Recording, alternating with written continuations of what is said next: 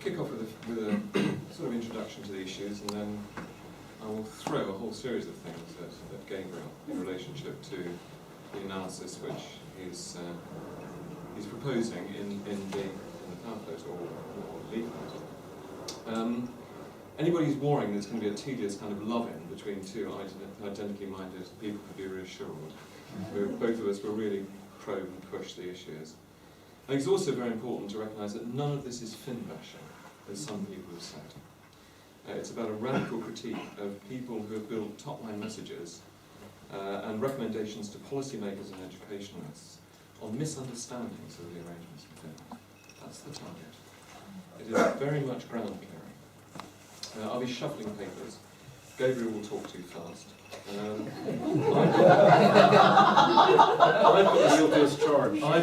got the same habit, so I'll deliberately slow things down. But I'll just start by saying that this goes back to a conversation which Gabriel and I had a long time ago, when I was invited, as Lorna well knows, to lay down the principles for national curriculum review in this country. We had to make a decision about what countries we would look at in terms of high-performing jurisdictions to do comparative work in relationship to the content of the curricula. People said, well, look at Australia, it's doing really interesting work. Yeah, sure, Barry McGaw was doing very interesting work in developing a new curriculum that was in inception, it hadn't been implemented. Nobody knew how it was going to perform. And look, it's probably never going to be implemented. So what we did was to go to all of the bodies of data in terms of transnational comparisons and identify those countries about which we could on which we could identify a period of dramatic and untypical improvement in relationship to the previous history of that nation, and a period about which we had solid data, both in terms of bodies of quantitative data but also qualitative analysis on what had happened. We looked at Finland, and then we suddenly realised that people were making a mistake. Finland came to the top of the league table in 2000, so we got on the plane, got off the plane in Finland, and said, what are your schools like? They did not ask, having reflected that these kids were 15 years old, that the teachers that are actually teaching them had been trained decades earlier. None of them asked, what was this system like during and before its period of improvement? That's what you and I discussed. And as a result, Gabriel has done incredibly forensic analysis, benefiting from speaking Swedish, of those in Finland who said, really, if only we can ask these questions, then a more accurate story would emerge. So that's the kind of background. So, Gabriel, in terms of the kind of critiques and criticisms that you've already faced about your work, the first brickbats that, look, it's all ideological, and you've got the facts wrong.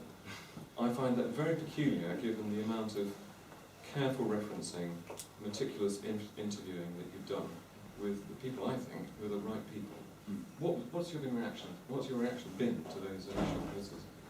Well, I mean, there was originally one man who has been accusing me of being ideological, and that's the guy that I'm saying is wrong. So I'm not surprised that he would call me ideological and that I get the facts wrong. Now, he made that claim on Twitter before he had even read the book. So I'm surprised, I would be surprised, as you said, I mean, I have done, because I knew that this would be very controversial, so I really tried to do the research and properly reference it throughout the book. But not only did I do that, what I did was also to go to some of these academics and ask them to review it, which was my direct response, that this has been reviewed by one of the PISA evaluators in Finland. So please tell me what mistakes I've made. And then secondly, when it comes to the ideology, which ideology am I advancing? I've been a proponent, as James said, for decentralization, experimentation indeed, certain methods, maybe perhaps not in the way my own country, Sweden, has done them on a national scale, and now what's going on in Finland. But I have been an advocate of that. So if anything, I probably, if I was following my ideology, or what people may think is my ideology, I should probably argue that it was precisely those decentralization reforms that led to the Finnish education miracle. But I'm not, right? I'm arguing that the reforms actually probably, if anything, are associated with the fall. Not necessarily for the decentralization of the autonomy, but precisely the reforms that very few people have been talking about, and which I didn't know existed. Yeah. And it turned out that, well, we don't have to jump ahead, I don't know, but that's essentially my reply. My reply is, tell me which ideology I'm advancing here, and you will find that you're probably not, I'm not that ideological, and if you read the actual book, it's not very ideological. And when it comes to facts, tell me what I got wrong. And in that case, tell the other academics in Finland what they got wrong, because they have been reviewing it and they've been talking to me about it. Yeah. And some of the interviews that I've had, and the interviews that you and I have discussed that you've had in Finland, there's sort of discussion of a dark past which people have not asked about, or people saying, in a way with kind of moral relief, thank goodness you've asked me these questions. What were the reactions of particularly historians of education when you discussed this? Well, when I came into, there's one specific person at the University of Helsinki, a researcher there called Sirkki Kupiainen. Was one of the PISA evaluators, and she said, I'm glad you asked me. I'm not going to say what Professor Sahlgren says. And then I just, okay. No, they were all giving different accounts. Finns are very mild-mannered people. Yeah, precisely. And they wouldn't tell you that the other person is wrong. Even in the correspondence that I have with them now after publication, when they all say, it's a contribution, you're right, but they're still a bit like, I don't know why you're attacking Professor Sahlgren. Which I'm not, I'm just arguing that he's wrong. Like, it's not an attack on Professor Sahlgren, I would say. But yeah, but again, if you look at the language, it's a very toned down piece. I'm just explaining very carefully why he is wrong. And that should be allowed in both academic debate and public discussion. So, but they are very mild-mannered people. So I didn't really have this moment. But when I probe, because obviously, Tim, your own work, and specifically that piece that you wrote for our pamphlet in 2014, that was the starting point, really for me, especially because when you quoted one of the guys that I went to, that the history was different, and of course you had to look at the history. What we lacked, of course, what's the actual trajectory of the scores. So that's how I sought them out, and then I found other people, and that's how I led my interviews. That's what led my interviews, and then I fed that back to my research when I came back. So it was really, I don't think necessarily they were just quite open, and they said, when I probed them, what about the past? I said, yeah. And then suddenly Jarkko Hautamäki said, no, it can't be true that the teacher education system is a cause. And just all of a sudden, as of a matter of fact. But he never said that before. They don't seek the spotlight. That's the most important thing to take away. So yes. Well, if people have been to Finland, if you're giving a lecture in Finland, it's impossible to read the audience reaction. There's no audience reaction whatsoever. And I was interviewing 4 Finnish educators in Cambridge about 3 years ago, and I asked these questions about chronology and about the time of improvement, and they were kind of looking at each other for permission to talk. And I said, well, what about the discourse from OECD? And they said, well, it's a nice story, but it's not the only story. And then it all started to roll. There were times when there were inspectors sitting in the back of every classroom as the comprehensive reforms were being rolled out. And there were forms of restriction and regulation, which very interestingly, one Finn described as, oh yes, then we were Soviet, iron fist and iron glove, in the way in which we undertook educational reform. Very interesting phrases. So let's just take it from the top for a second. What are the kind of top line, and then we'll go into some of the detail of particular things. The intriguing notion of Sisu, for example. But from the top, what are the myths which need busting that people have created on the back of the widely held misconceptions? Well, I was always, skeptical because the research doesn't show, I mean, that any of the things are true, but the myths, I mean, in general, is that everything, it depends on which country you're from. You tend to adapt Finland's story to whatever you want to argue. Mostly it has been on the political left, but you've seen American conservatives argue precisely the same thing, that actually it's just that they are so autonomous. But it is that. It's the autonomy, and it is the lack of inspections, it's the lack of league tables, it is the lack of private schools, the fact that they abolish private schools, the lack of, the fact that they study less, the fact that they do less homework, all these counterintuitive ideas that most people would think, hold on a minute, this can't be correct. And indeed, when you look at the research that actually looks in depth, the economic of education research, that looks in depth on can these kind of characteristics of a system, are they positively related to PISA scores and TIMSS scores? And no, they weren't. So that's one thing. And then, of course, it is the history, because people always say, oh, it doesn't matter. The research doesn't matter. And that's essentially what I expected. And that's why the history that you led me to was very important, because if the reforms occurred after Finland actually jumped ahead, well, then they couldn't really create them.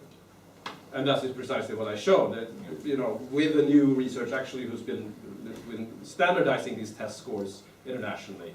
And they boomed from the 70s, before the comprehensive school reform, which incidentally, all this idea of equity didn't have an effect either, according to the Finnish economists that have evaluated it in a proper way, not just looking at before after, but actually because it was rolled out gradually, right? So you could compare students in the same cohort who were subjected to the comprehensive school reform and who were not.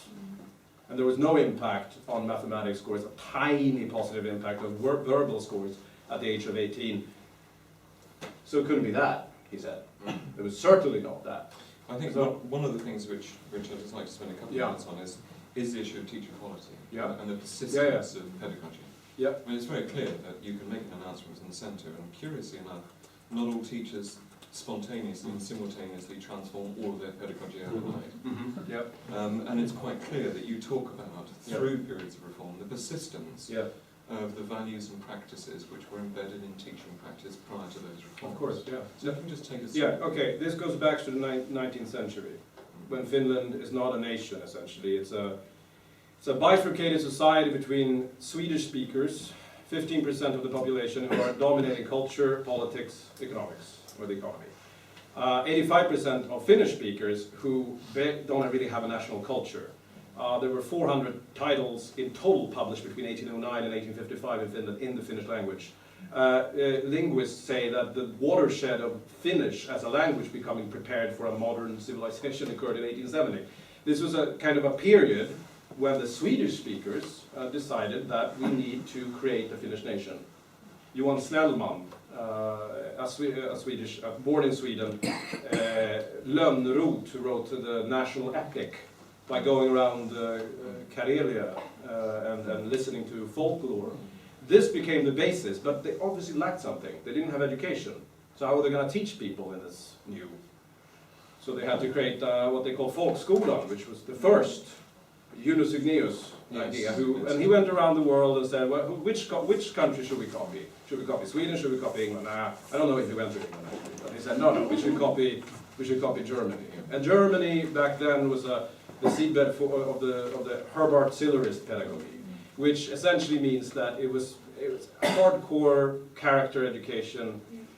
It was the top priorities, what he said himself about the new school, was to create to instill in children kind of a strong work ethic, that they work hard and are obedient and follow discipline. That was the two priorities, right? So then they didn't have schools. What are we going to do?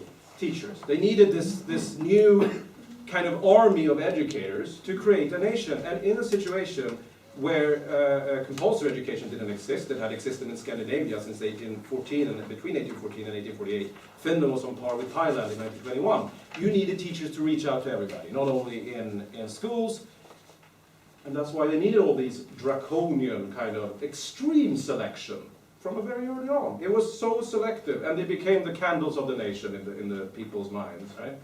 And the behavior, I mean, as I mentioned that was something completely new to me, but the rules of these schools. I mean, you were not allowed, and this goes up to 1950s, 60s. You were not allowed to date, you were not allowed to drink, you were not allowed to smoke, you were not allowed to do anything. Because you were supposed to be a model citizen for the youth, standing in front of them, handing down civilization to them.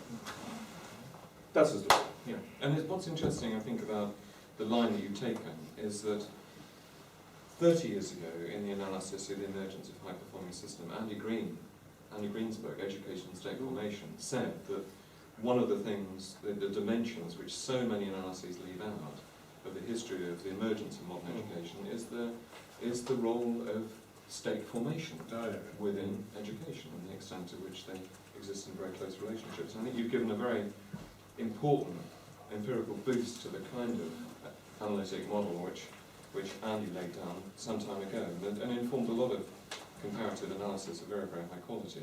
A couple of things. So Sisu, now this is an interesting idea. Sisu, yes. Because it not only relates to, as it were, the authority which is associated with teachers, but also the attitudes of young people to teachers. And I interviewed about 6 months ago somebody called Anna Grant, a naturalised Briton, who is of Finnish parentage, and she, over a coffee, I asked her a whole series of questions, which I put to Finnish educators for many years, and she just reflected over a coffee and said, yeah, we just used to listen to our teachers. Yeah, I mean, so Sisu. well, Sisu is actually not an educational concept from the beginning, and the concept of the word in the book, the word Sisu means something like, it's one of those words that doesn't have a proper translation in other languages. It's supposed to mean something like inner strength, determination, perseverance in times of adversity. And the modern the modern definition of the word actually emerged in the late 19th century, becoming like, okay, this is Sisu, this is what you have to do. You just have to stick to it and work hard and do what you're supposed to do. And that became the kind of a lead word for many Finnish. And of course, if you just, the whole point about the education system as it was developed by Jonas Igneus, the forefather of the education system, I mean, it's very close there, isn't it? Inner strength, determination, work hard, hard work ethic, discipline. That's what you're supposed to do. And if you go to Finland still today, it's very disciplined. Even now, it's changing now, of course, but still, the word Sisu is that kind of, that we just have to get through this. And having gone through a civil war, with the only Nordic country that has had a communist uprising, a socialist uprising, 33,000 people dead in 3 months in a country of 3 million people. One Russian Soviet Republic supporting the other one. German Empire supporting the other side. And then, what happened then? Well, Soviet Union attacks during World War II. Finland miraculously survives, right? What do they do then? They team up with the Nazis and go attack the Soviet Union to capture East Karelia, which is the basis for a lot of the Finnish idea in the first place, which I just mentioned. Yeah, that's the kind of unpetrified non-Swedish basis, because they wanted to find that, right? So they do that, and eventually they reach a stronghold. And Finlandization. Nobody has mentioned Finlandization in this discussion. During the Cold War, Finland was the democracy that had the strongest relationship with the Soviet Union. 15% of its trade with the Soviet Union, or something like, I can't remember if it's actually the figure. It was, when the Soviet Union fell, it was hit by it. So all of these things, it had external pressure from outside, internal catastrophes, breaking down the country, that made sure that these values kept on being relevant throughout the 20th century. And please don't forget, Finland was dirt poor in the mid-20th century. It was on the 60% of the level of Sweden and Denmark, 80% of Norway. What we see from 1950 onwards is an amazing shift that hasn't been parallel. I mean, in the developed world, in the comparative kind of in the Western country, this is an East Asian style economic development, and the same kind of cultural development as we saw there. And you picked up that nice phrase, which as it were, people have forgotten outside Finland, the Japan of the North. Yes. Which is very, very important. Yes. I want to challenge you on one point, which I think we just spent a wee bit of time on. Because you posit the catch-up thesis. Yeah. And the notion that economic development, state formation, the importance in the wake of terrible conflict, the importance of maintaining social cohesion. But as with all economists, what emerges out of your narrative is the kind of notion that this is inevitable, that there's an ineluctable motor driving towards educational improvement. But they could have really screwed it up. Oh, absolutely. I mean, what's interesting is the impetus that comes from all of that, of modernisation, of the recognition that it's human capital, not natural resources and so on, which will be the future of the economy. They did seem to make a series of very sensible educational decisions. Now that's where I feel that it's important to analyse precisely what those decisions were, and to fit it in a more authentic account of the chronology and what gave rise to what. I mean, first of all, I think the rise as occurred before, and I think that is strongly related to the economic growth. The economic growth occurred before mass education began and the welfare state was developed. I think they could have done a lot of things, and they would have seen educational achievement rise. What I do say about the comprehensive school reform is that the comprehensive school reform didn't have a positive impact necessarily on pupil scores, but what it did do was to allow more people to go through the system, become more highly educated. When they became more highly educated, they were parents to kids who had more parents with higher education. And as we know, parents with higher education will lead to better results. So this was, but this is also a mass educational thing. I mean, the reason why they implemented the comprehensive school reform in the first place was because the grammar schools were just bursting. There were so many people applying because they wanted education. They wanted to escape poverty. Which is Korean. Which is very Korean, it's very Japanese, it's very Singaporean to a certain extent.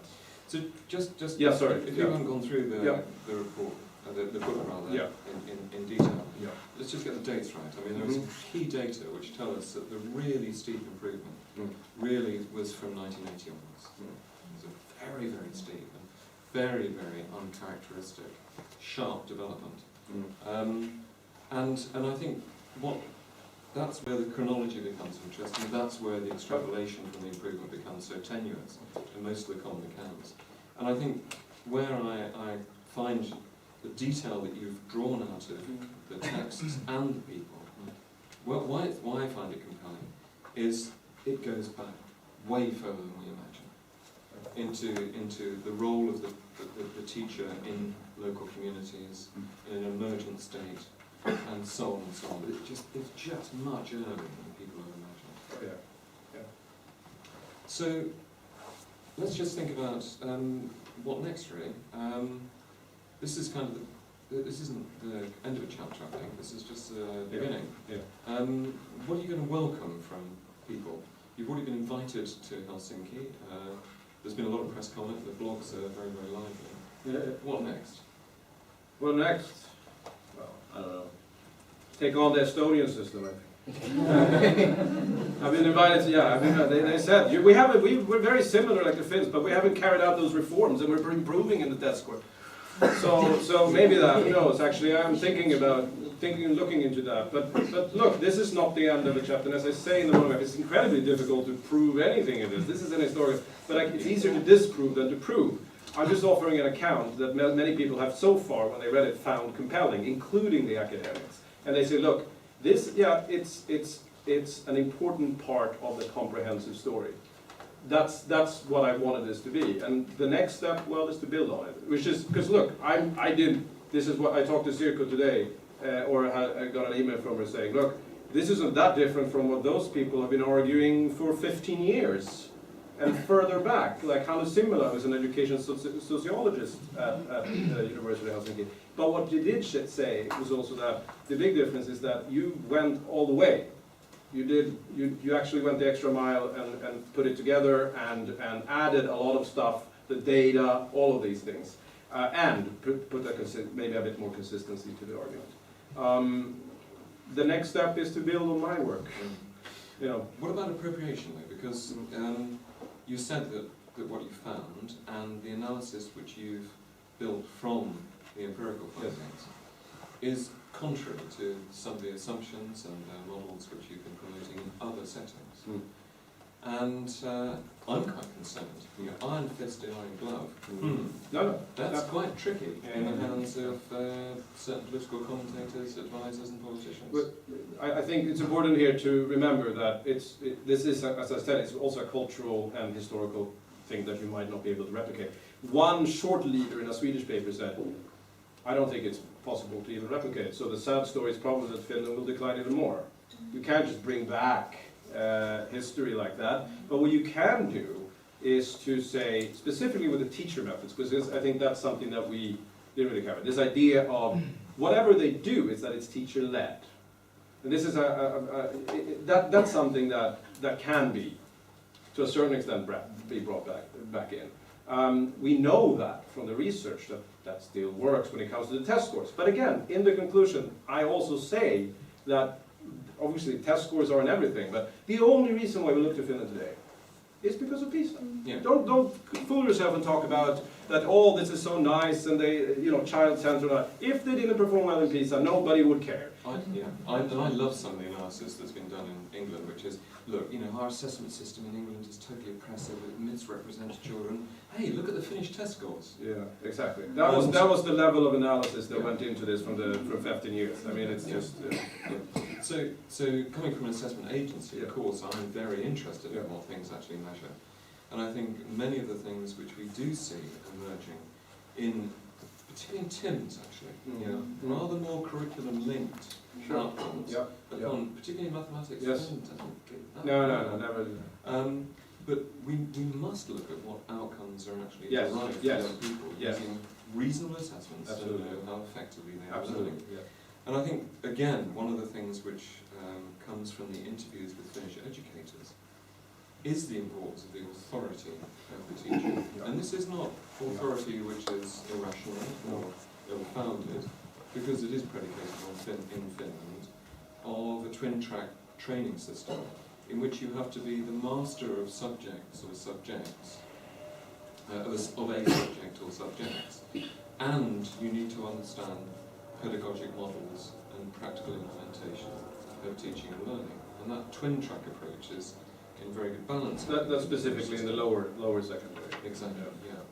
So, and it's been very controversial, this idea of asserting more the importance of subject disciplines. Michael Young has written about that extensively in England, powerful knowledge. The revision of the national curriculum in this country took our national curriculum back from a very knowledge-light version in 2007, back to something which is far more embedded in epistemic maps of particular disciplines. Do you think that the analysis which you've done and the insights which you've gained endorse that return to a more knowledge-oriented curriculum framework? Depends on what we want our young kids to, or young people to learn, doesn't it? That's that's why I put it in the conclusion. There might be other things that you care about. But yes, I argue that, yes, of course, to say that knowledge doesn't matter is ludicrous, in my view. But what I try to do is just don't pretend. If you want to do these, because in Finland now what they're talking about is 21st century skills. The new curriculum is much more focused on the pupil. Cross-curriculum in its character. Yes, that's the next level that they're going to. And so that's what they think. But okay, do that, but please do not be surprised if you end up like Sweden. Because Sweden has been at the forefront of progressive pedagogy. And we fell in these knowledge-based tests. Now, we do not really know what we're good at yet. Because that was always the argument, that we shouldn't look at PISA, we shouldn't look at TIMS, we shouldn't look at knowledge base, we should look at something else. Creativity, well, we're not very good at problem solving in PISA either. So what are we good at? I don't know. Somebody has to point it out to me. I just don't know. So I'm saying that, okay, take a step back. You shouldn't sacrifice knowledge too much. So yes, I do think there is a case to be made that we should bring back that focus.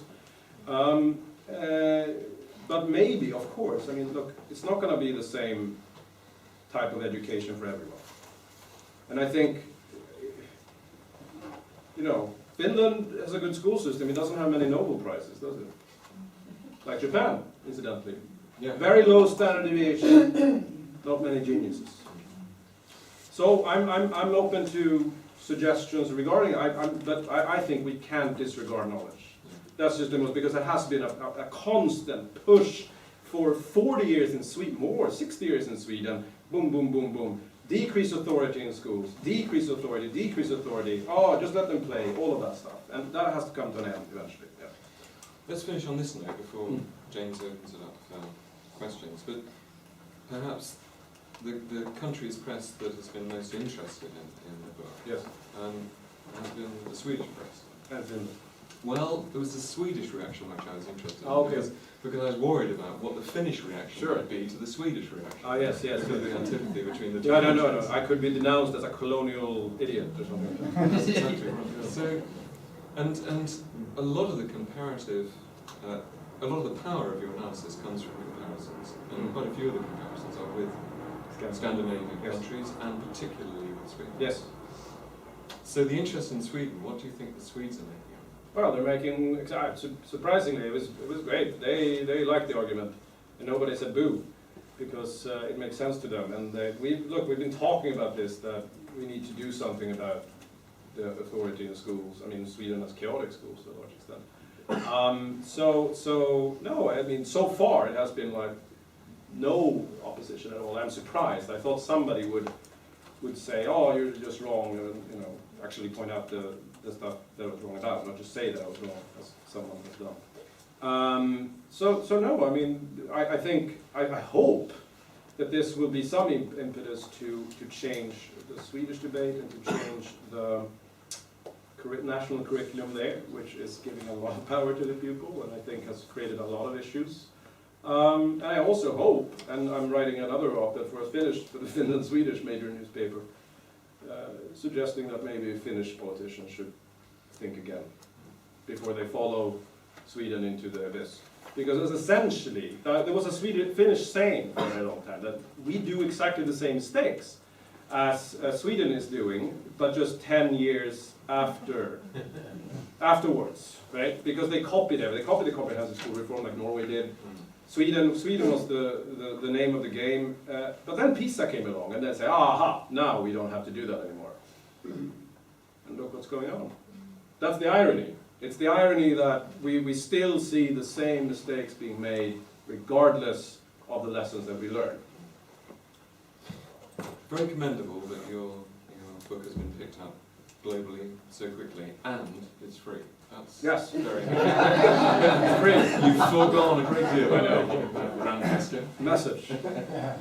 James, do you want to open it up for Q&A? Indeed, yes, thank you both very much indeed. For the sake of those watching live and for our recording, can I ask that you try and keep your questions as succinct as possible? If they're long, then you're also relying on me to repeat them. So that's an additional hazard on there to try to rephrase succinctly for these guys. So, and can I ask you also to introduce yourself in a nice, loud, clear voice? Patrick Watson. Patrick Watson. Is PISA a good thing? I know it generates a lot of data, but is the league table a good thing? And why do we ignore Tim? Okay, we'll take that one on its own, shall we? Is PISA a good thing? And is it better than Tim's, or does it do something different? There were 3 questions. Okay. First, Teasing it out. I think overall, yes. Yes. But the league table thing, not necessarily, because the differences between countries are often exaggerated even when they're not statistically significant. So I say yes, but it's qualified. Tim's, why do we ignore Tim's? Just because OECD has a great marketing department that the IEA does not have, and the IEA is the authority. Because they produced all of these test scores before. OECD just decided to publish them, and incidentally, of course, they were influenced by the Finnish curriculum, because that was the idea of the skill-based more. That's why, so most of the PISA, what you have to remember is that the PISA scores, a lot of it mostly measures reading capability, because the questions are very long. It's not very mathematical, there's very little algebra. So that's why you see Russia, for example, performing horribly in PISA, but extremely well in TIMSS. And Hungary had the same issue. The whole thing about Finland is that, okay, sure, they do not perform as well in TIMSS. But historically, those scores that we see when they started rising are based on those type of tests. So in 1983 already, we saw 10-year-olds performing on par with Japan. So we're not only talking about the 80s. 10-year-olds improved in the equivalent of TIMSS between 70 and 1983 by the equivalent of 3 years of schooling or something like that. So it's something is going on in society there. But anyway, so that's my long answer to the short question. We've done a lot of methodological work on PISA in particular, and we've looked at TIMSS as well from Cambridge. They're well-designed items and they're well-designed surveys, and they're conscientiously administered and well-regulated. So they're good things of their kind. The worry comes with the rapidity of the analysis on the back of those data. We have this many reports coming out extremely quickly, and then we have people developing very, very high order recommendations and assertions on the basis of, on what is good, and it's that about which we have great anxiety. The PISA data is dependable, but it's on very particular things. TIMSS measures very different things and has much more curriculum. And often the discrepant relationship between the two scores for individual countries are very revealing. Yeah, they can be very. The correlation is very high, but some countries, specifically the kind of Eastern European ones, that are very good at the math that actually counts for higher level math. So the stuff that you actually need for university, say mathematics, engineering, the STEM subjects, that's TIMSS. PISA is not that. PISA is supposed to, because remember, it's not math, it's mathematical literacy, scientific literacy, and then reading literacy. So yeah, and the worry is, of course, that so many nations now are concerned about improving their PISA position, and the rank orders, they should be pretty much in the bin, in my view, and certainly should be ignored. That they're beginning to think about adapting their curriculum to optimise PISA scores. yes. And OECD is beginning to offer a service down to individual schools. Yes. Now the curriculum impact of that, I think we need to pay a great deal of attention to. The note. The note? The note, The the note said there is a civil servant It's a in the mysterious note that's just Civil servant. It's Purden. Oh, sorry, I'm civil trying to- servant in the room. Okay, right, fair in enough. charge- We'll in leave charge the of- note then. Okay. Joe, Yes, is it? thank you very much. Remember, I'll Joe come back to Gilger, Educational Governance Consultant, Trades and Yeah. Governing Bodies. My question would be to Gabriel and Tim. Any real evidence in terms of your work examining the Finnish education system, in terms of the success in climbing, being successful in the PISA rankings, in terms of any impact from governance bodies, supervisory bodies in helping the schools there? Can I just take that one and one more back? Yeah, Jeremy Bradshaw. About 12 years ago, I think, McKinsey came out with a report, and they attributed the success in Finland, if I remember correctly, to the high pay and the fact that they took the top graduates. Yeah, that's first of all false, the whole top graduate thing. Actually, and the pay as well. Now the pay is average, but the pay is first of all average, and the issue with teacher competition is that they take the 10%, and note importantly in the book, it's 10% of the Finnish-speaking teacher education, 40% in Swedish speakers. And that's partly because of historical differences, the different nationalist movements and so on and so forth. So first of all, it's 10%, not of the best. They take, I think even Postsober actually came out with showing the figures that some of they take 25% from the lowest proportion. It's just that they have their own tests. So that's crucial. They have their own tests. Yeah, Sorry, is that Yes, a my name challenge is to Pekka that? Isosompi. I'm from the Finnish Embassy, and I have to challenge that point about the intake of Okay. teacher education, Finnish versus Swedish. So There's your name is? Pekka Isosompi from the Finnish Yeah. Embassy. And the reason for the difference of 10% versus 40% is because of the applicants. Yes. So that's true across the whole university sphere in Finland. If you're a Swedish speaker, the quota system allows much easier entry into the university, so that has no bearing in that that respect. Now, there are plenty of other things I'd like to say, but you know. Yeah, no, I mean, the 40% is that there have been less competition to the Vasa, which is only available. So one of the things that I discussed longer in one of the notes, actually, is this idea that not everybody wants to go to Vasa and become a teacher. Now, the PISA analysis in 2009 shows quite clearly that across Swedish Finland, there is a perception among head teachers that they lack qualified teachers. Also in Österbotten. And that suggests, and also the people that I spoke with, it suggests something, that it's not as competitive. And if you look at what the figures are for the Swedish speakers when they apply to university versus the Finnish speakers, they apply to very different subjects. And yes, part of that, they apply to much more for the social sciences. Yes. So I take your point, but I think there is something else to it there, and because it seems to be the case that it's slightly lower status in the Swedish speaking profession, as other people have argued.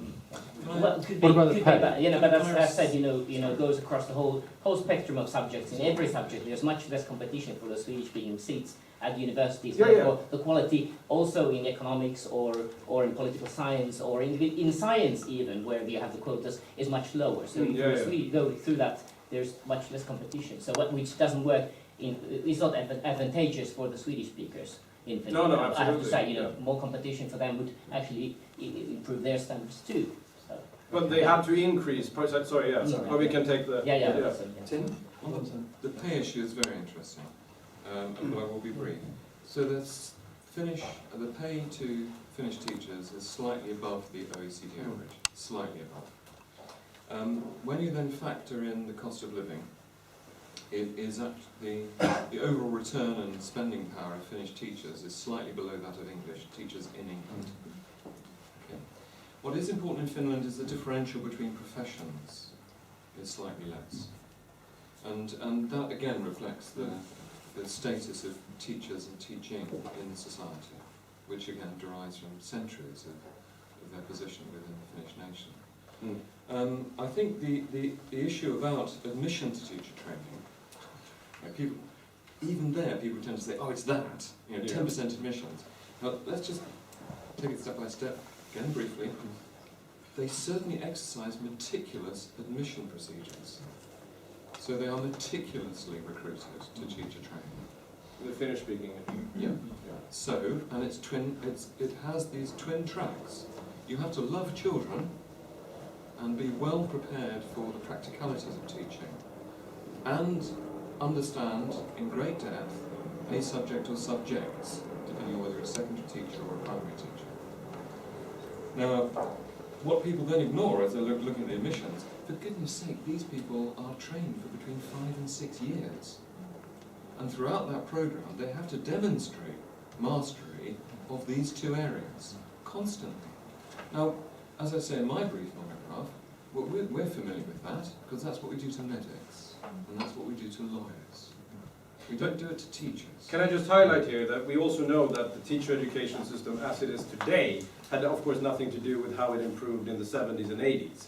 Because what you saw in the 70s, that was the teacher education reform. There was no reform. This has been a bit some confusion in the national debate. The master's issue, that everybody has a master's, first of all derives because of the Germanic education system. Yes. Sweden, has everybody is educated to master's status. So by having master's status, if mass education occurs to master's status, they wanted it to have the same status for teachers, right? Here will be bachelor status because not everybody, well, maybe it's coming now, but it would traditionally be BAs here. So that's one thing, but also the issue of that's the only primary school teachers, the whole master's issue.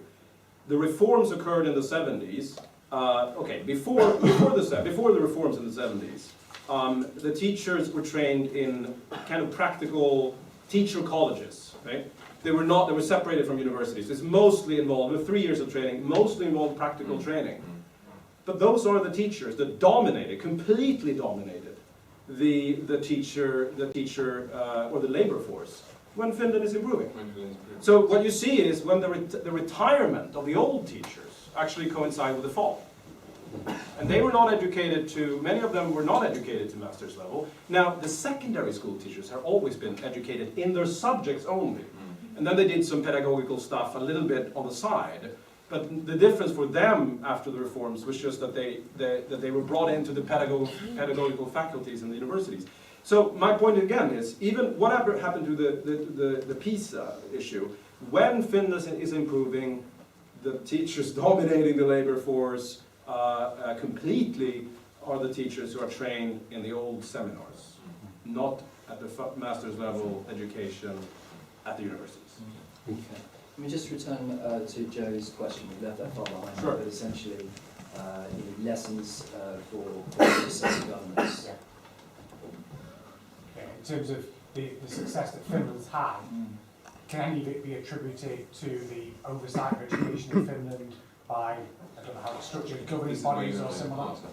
Well, I mean, look, I don't know much about the governance issue because Yeah. that's one thing. But if you look at the schools in Finland in '96, as last as '96, but also in '87, as I reference the Finnish academics who had analyzed videotape material going 50 years back.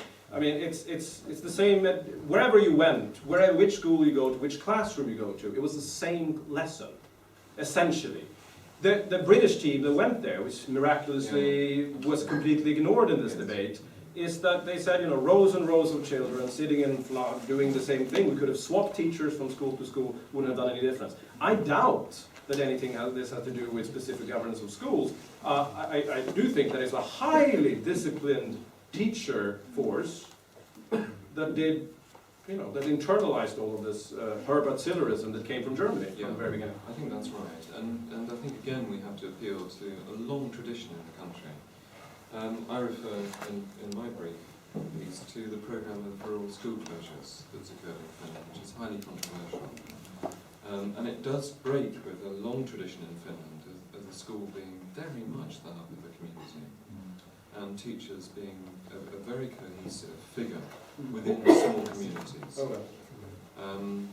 And I think that in a sense is a proxy for our thinking about governance and the location of the school and the community today. The one thing that you and I have discussed and you say were not relevant, all about pedagogy. There is something interesting that goes on in Finnish schools. It's a very different form of preoccupation with the individual child. It's not individualised learning as we've expressed it following from '97. Each institution is profoundly concerned with the progression of each individual child. And there are multidisciplinary reviews of the progress of individual children. And at the end of schooling, almost every child of whatever perceived ability will have been in receipt of special support in the course of their trajectory. Not everyone. But, well, 40%. if you're off for a few days and you're a high ability child in Finland, you will get dedicated catch-up materials. That's what I mean by special support. Absolutely, and I think I discussed that a little bit in one of the notes as well, because why that occurred was actually with the comprehensive school reform, and they call it differentiation. They got very angry with me when I said that this looks very much like ability grouping, and in fact, of course, that this idea that you take out one child and then put it in a smaller group with the lower ability kids, that has become a practice of being actually ability grouping. So you have the highest, whereas Finland definitely has one of the lowest between school differences in the world. They have some of the very, very high between class differences, because you do not choose schools, you choose classes. So to understand this, you have to be, in England it doesn't really make sense, because you shift classes and you don't attend the same, you don't attend every subject with the same people. But in Scandinavia and in Finland, you go through the education system. So the first 6 years is the same class, or at least the first 3 in Sweden, and then the 7, 8, 9, then you're done with compulsory schooling. You go through every subject, you mostly study the same subject. So what you have is that in many of the schools, you have selective testing. You have selective, so I was very surprised, I didn't know about this. I came to one of the Swedish-speaking schools and he said, look, they showed me to the school, a couple of students there, and they said, well, so what do you study? Oh, we go to a special selective class for math and science. I said, you have to sit a test to get in. You have to sit a test to get in. And in a Finnish school, Yes, you have to say the test it again. And they were just very open with it. There was no problem. And then now, of course, the research from PISA Hansen at Gothenburg and Jan-Erik Gustafsson at Gothenburg, they're deeper into this, because you can locate the in PISA you can't do this, but in TIMSS you can. So what you see is that whereas Sweden and Denmark have quite higher, well, Norway, sorry, have higher between school variation at the lower secondary school level. You see Finland having huge differences between classes. And we're talking the combination, the differences that are explained by class and school, higher in Finland. So you separate kids within the schools, selectively. In lower education, in primary school, you have music schools. What is music schools? Language schools. If you don't want your kid to learn English as their first language, you can put them in a specific class where they learn French. And what does that create to the differences between classes? They come from certain stratas of society. So that's one thing. So I think this idea of differentiation is actually not only take out, put in again, it's actually take out. Yes. And that's what I noticed. And they were very angry when I called it ability grouping. That's illegal. It's differentiation. So, do you see what I'm saying? I mean, and then when this was widespread, all academics highlighted this to me, that actually we have selection between classes. We do not have selection between schools. This was in a former draft that I opted to leave out. That might be the next step to discuss this stuff, specifically the high between school variation, because you make a choice there. And one of the things that happen is that when you decrease the between school variation, you might have to increase the between class variation for it to make sense, for the teacher to accommodate. And I think a lot of people, James, look at the lead table and think, right, top, and then close the text. If you dig a bit deeper, you find quite worrying gender discrepancies. But can I just highlight? This is not about bashing Finnish achievements. This is very important, because people think that I'm out to bash the Finnish education system. I'm not. I'm just trying to make sense of it and trying to see what we actually can learn. It's still a very highly performing system. But it's only about the fact that we have been focusing on the wrong things. That's all I'm saying. It's an amazing story. I mean, I become fascinated by Finland when doing this research. Yes, question? I just want to go back to the point you made, Tim.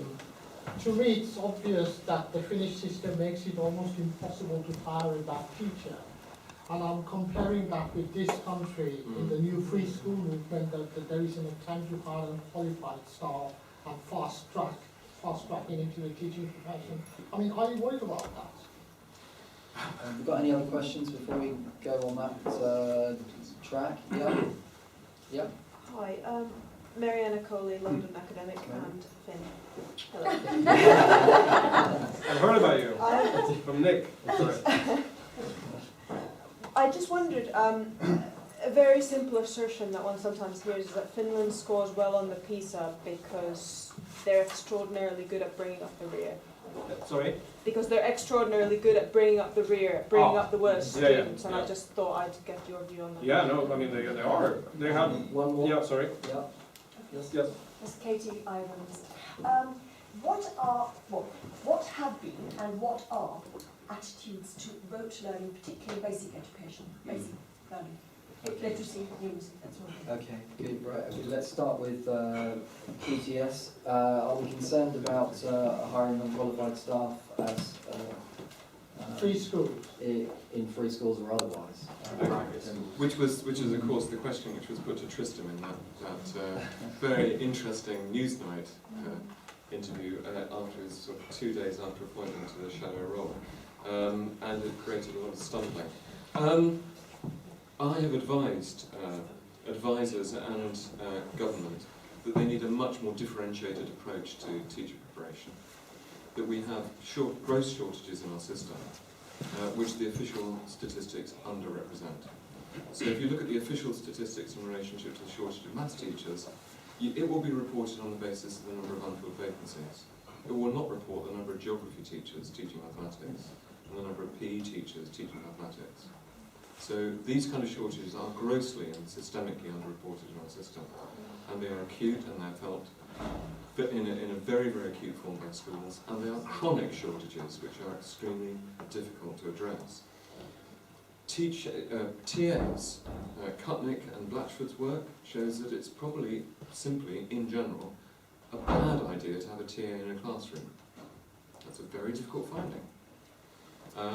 We know that in some schools, and I've been in many high-performing schools, where the TAs are very, very good, but they are extremely carefully selected, very specific qualities, and the tasks that are allocated to them are extremely carefully allocated. It is not a question of, I've got a disrupted pupil, can I somehow manage that behaviour by putting them with a TA who themselves is perhaps not very competent in the subject material. What this means is we need a highly differentiated strategy. We've got to deal immediately with the shortages, hence Teach First. But Teach First guarantees a revolving door entry and exit from the profession. It is not a long-term structural solution to the deep shortages in our system. We need Teach First, but it's not the answer. So we need behind it a kind of process of strong triage, finding highly committed people who will love kids, who will love their subject, who will stay in teaching, not leave it, who will be adequately rewarded and respected in their community. And we need that alongside short-term policies which will deal with the acute problems. The chronic problems need addressing, the acute problems need addressing. For me, the issue is that the solutions to the acute problems have become the assumed solution to the chronic problems. And that for us is, I think, very, very problematic. Okay. Let's go to another aspect of The rear. yes, the rear. Yeah. In school selective practices, have you been fair to how well they do with bringing up lower They're very good at it. But just like the Japanese and the South Koreans, they have very low standard deviations. And so the top is not very high. There's not many people at the top, very few people at the bottom. So of course they have good, but again, it also relates to the history, because the Finnish, every strata of society have been focused on education, including the parents of the poor kids. So it's not only to say that this is only due to schooling, I would say is, you know, as I try and put it in local economics, but also the attitudes towards learning. The Sisu in education, essentially, is just to work hard and escape poverty. I'm getting exactly that. I'm getting from an associate professor today who said, no, I mean, because he was talking about something else, specifically the issue of immigration and how that has impacted. And I said, in my book, I say that can't be more than a marginal factor. He says, no, the biggest problem is probably that I have two 19-year-old daughters, and I see that, you know, they don't care about education as I did. I grew up in poverty. He was, you know. Which is well reported in terms of the post-war generation in Japan, actually. Yes, no, so I say, okay, yes, absolutely. The Finns have been very good at the rear. I think that's both societal issues, as I just highlighted, and also the fact that since the comprehensive school reform, this rapid increase in special education, which eventually became a type of ability grouping. Somehow, I mean, yeah, I think they've been successful at that. I don't think it has to do with the current system so that has been highlighted in the media. And sorry, last question again was rote learning. How was it? How is it? Well, now it's not. I mean, because now the focus is on 21st century skills. I don't know how it was before, but if you look again at the accounts of the Finnish education system, they call it wastelands of not only intellectual capability but also of emotions. That's what they called it in the late 80s, Finnish academics. They were so critical of their own education system that they probably didn't know that it was producing very, very high results. So I don't know, I mean now, no. I mean now it's still, I mean I have to say, I mean they do, even though it's not Sweden yet. If you go around to some of the Finnish schools, you will see that they do the work. They sit there, they do the work very quiet. In some lessons you thought that you were at the university. Teacher standing with often just a blackboard talking, or sometimes a PowerPoint or something like that. And then blah, blah, blah, blah, blah, and then question, quick, then back to the teacher, blah, blah, blah, blah, blah. No interaction between pupils, very little. That has changed. That is changing, but it has not changed to a large, as it has in Sweden. This is not so Sweden is the other extreme. Sorry. Yeah. Well, Paul Andrews went to Finland and a number of other countries, Flemish Belgium, because he was particularly interested in full maths education around the world. And I spoke to him when he came back to Cambridge from Finland, and he said, God, lessons in Finland are so boring.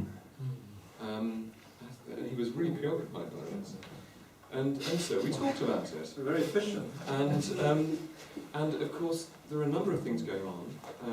One is that there is a tradition of taking it all in and going and discussing it at home.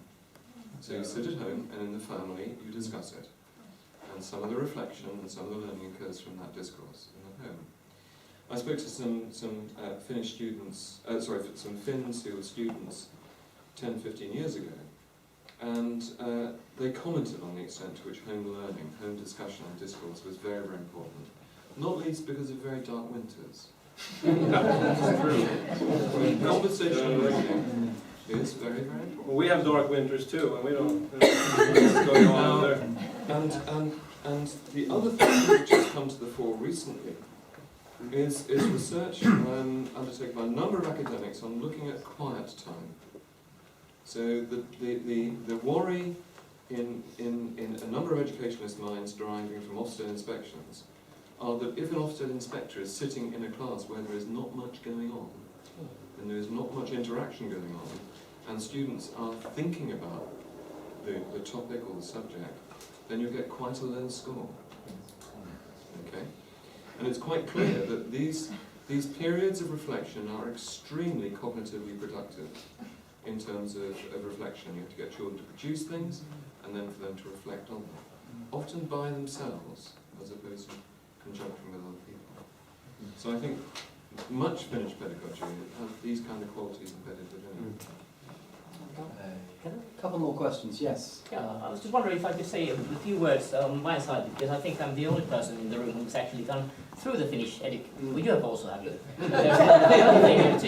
Because somehow, you know, I mean, I was educated in the 1980s in the Finnish education system, and I've had my kids in a Finnish school in the 21st century. And I have to say, I mean, with all respect, I think it's a very meticulous report, and it highlights many things. I think I would take a bit different stance on the Finnish history and the long term and the scenarios, because I mean the way I see him is not the same way as you do, and I think you also took a few shortcuts in terms of describing the history of Finland in you know, which effectively, you know, we were the poorest corner of Europe in the late 19th century, and now we are the most prosperous, the least failed state, the least corrupted, whatever, you know, all on top of all the indicators. So that's a progress that has happened over 100 years, and it has actually been 100 years of continued undisrupted democracy as well. I mean, Finland was the first country to actually do universal suffrage and universal eligibility in 1907, and we have had general elections ever since, no disruption. And I think only Finland, Sweden, Switzerland, and UK can claim the same. Yeah. You had a civil war as well. Yes, that we almost did. Disrupted the. Yes, yeah, but that was, yeah, as you said, it only lasted a few months, and it was the bloodiest in Europe by per capita. So somebody just actually said that Finland is actually an African country. You know, we had the worst famine in Europe in the late 19th century. We have the bloodiest civil war. Then we entered the Second World War. Yes, we had a hell of a you know, fight between the Soviet Union and the Nazis. But then again, we were not aligned with the Nazis, and the democracy prevailed. Yeah, officially were. Well, yes, and That's of course, officially the UK was also at war against Finland. So, but anyway, we've had a tremendously difficult history. That's very true, and we have lifted ourselves out of that.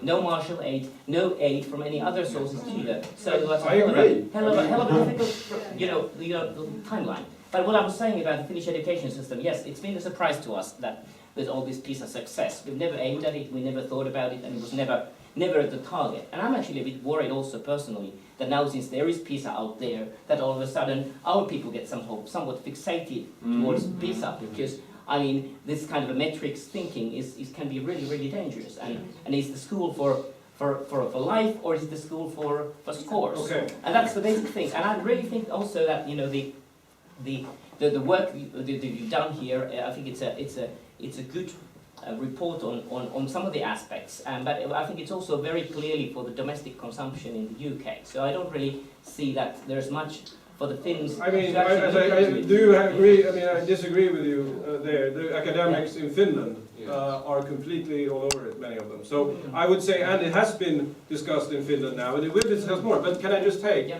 I completely agree with you on most of those things, but when it comes to Jonas Signéus, I think he has been probably a bit misinterpreted. The stuff that I get from Jonas Signéus is by economic historians, including Imo Hallila and also Timo Müllenthaus, who have been discussing, and quote him directly, saying this is what he wanted. Yeah. And it's not surprising that you get that. But anyway. And also, I would say, But sorry, just yeah. final word on that, the Finnish ideology in teaching in general is really to train people for life. And that was the Signéus thought as well. It was giving also the practical skills, be them, household economics or woodwork, textile work. That was the essential part of his pedagogy, and it still remains to be. But that is the only thing that you have been discussing about Jonas Signéus that we have been hearing. We didn't hear the story about discipline, about order, about Herbert Sillerism, and about the fact that he went to Bismarck to find his mother. Now, that is something that we haven't heard of, and I completely agree. But he wanted them to learn all of those things. He just wanted them to be learning in a very top-down manner. Sure. I think there was a tradition in the 19th century. We can discuss after. I detect the kind of restlessness in the room which is saying, right, the event is... Yeah, exactly. We're on our It's last getting- question. I just want to make more. one key response to what you said, that the orientation of the analysis is towards a domestic English audience. And that's very explicitly not the case. We're making a profound methodological point in respect of how you undertake transnational comparisons. We are pointing to an error of chronology which has had enormous consequences in terms of errors on top-line recommendations, supposedly drawn by inference from the Finnish system. And that is happening around the world in terms of the advice of a variety of policymakers, individuals and agencies to countries desperate to improve the educational systems of their nations. And we're very worried about the impact of those errors on those kind of recommendations. It's called best practice. Yeah. And the best practice approach is nonsense methodologically. It is unscientific and has created a lot of problems because it presumes that correlation is causation. As anybody who's done any research methodology course at university would know that is not the case. But in education we just skip this and just say, look what they're doing in Singapore. It's not only Finland. Singapore, Japan, Korea, it doesn't matter where it is. It has infected the kind of education debate all over the world. And that's of course, one nobody's saying that the lack of inspection makes schools good, and nobody's claiming that in Finland. It's the other things, of course. And what I'm saying. It's an international. Yes, it's irrational to impose that sort of causality. And the Finnish system, honestly, yes, there are great features in it, and we're very proud of it. And I think there are some key things that can be learned of it. Teacher education being one, and also this. The former teacher education, maybe. No. They were the ones who improved when the country was improving. Yes. I almost got in there to say that I see lots of nodding heads in the room about the problem of the best practice approach in PISA and its consequences. So I was about to say, on that point of nodding consensus, I think we will draw this event to a close. May I thank Tim for guiding us through that extremely well, and Gabriel for his very clear views. And please copies of the reports are available on the back there. You're free to take them. No charge. And in closing, can I thank Cambridge Assessment once again for their kind sponsorship of this event, and also CPS and 55 Tufton for hosting this evening. Thank you.